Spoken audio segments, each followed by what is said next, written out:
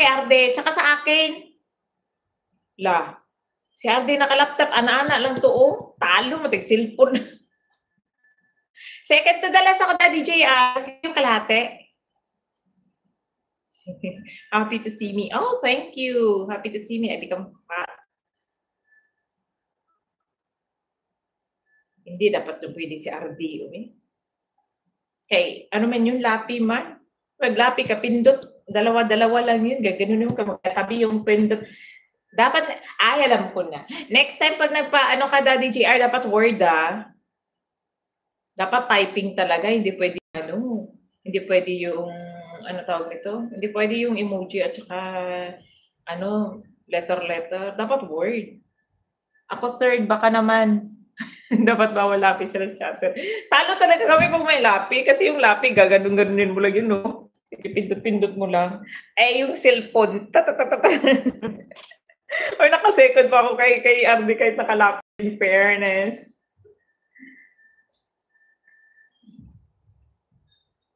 Or the next time, Daddy JR. Lugit talaga dun eh. Okay, magkadikit pa naman yung enter at saka yung period. Igaganon-ganon lang yun ni Ardy, oh. Nope, next time you need to focus kung ano yung video ko. You need to focus. Screenshot pa ko doon ng sinabi mo na ano yun. Okay, tama. Na-screenshot ko pero hindi ko matandaan yung pinaka-longest bridge. Na-screenshot ko pa yung mga comment na kaya baka mag-exam. Tapos ang ending, wala may pala. Tapos di pa ako nanalo last chapter. So mama, lang loob ko dun. Sabi ko, wow, nakafocus pa ko sa video. Binilang ko pa yung mga building na dinaanan mo tsaka yung mga sasakyan. So, yung ending, nanalo. Si Ardi lang pala. Wala din eh. Tapos ngayon, sasabihin mo na naman akong focus naman ako sa video. Hindi na lang. Sumama. Binilang-bilang ka pa rin yung ano.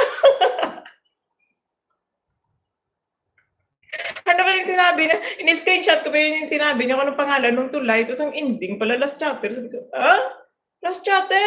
Wala ko, may pa-exam pa to. Last chapter, tapos yung nanalo, period. Nag-import pa.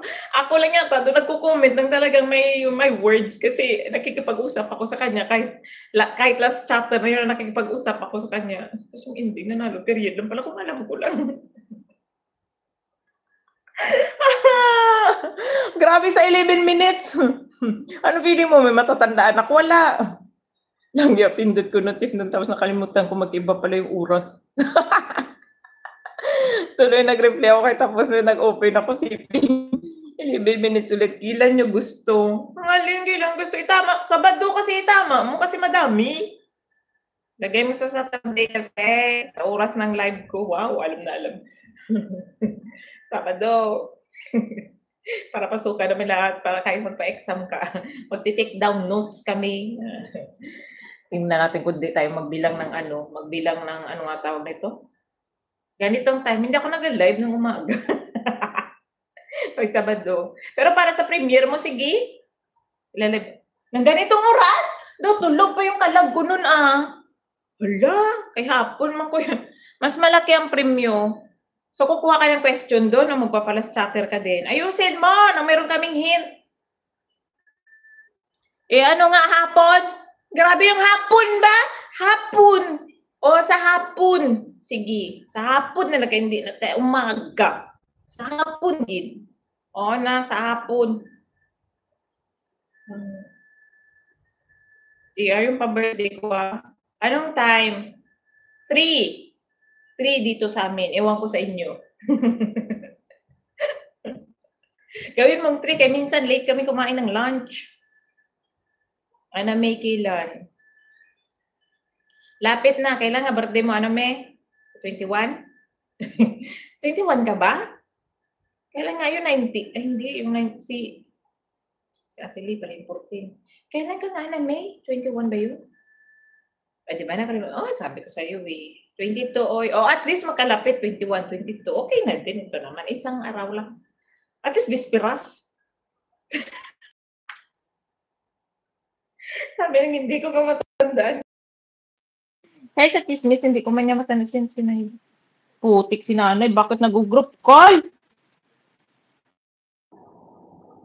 Anong problema ng mother ko?